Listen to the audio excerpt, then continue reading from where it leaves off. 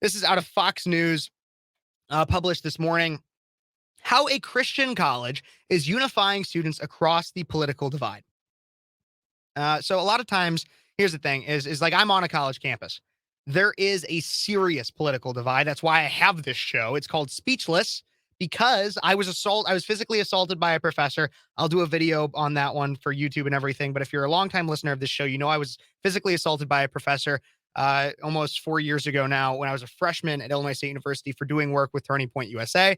Um, and it was simply because I was voicing my opinion, and a professor grabbed me and threw me to the ground.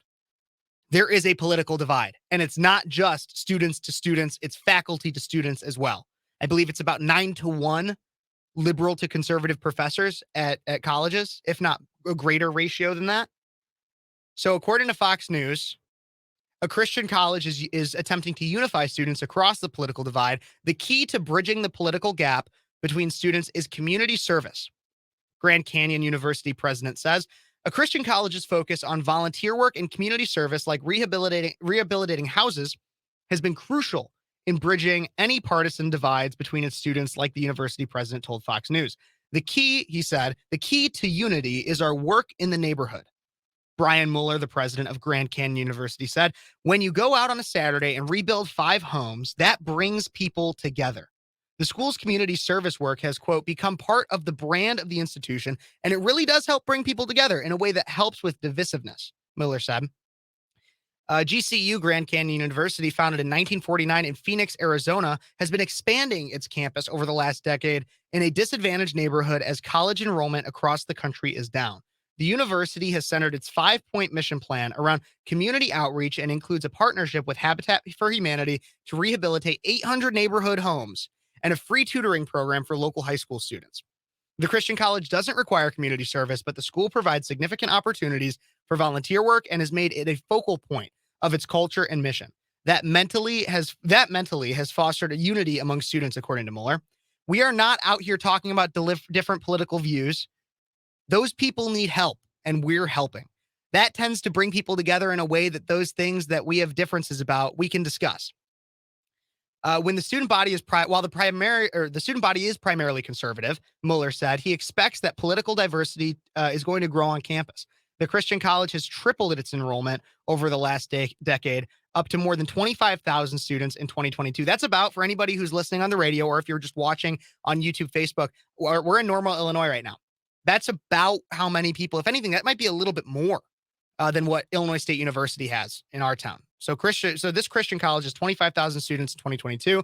And the university spokesperson said that it estimates the campus to have at least 400 DACA students enrolled. So that's immigrants that are accepted, illegal immigrants, but now legal based on the DACA program.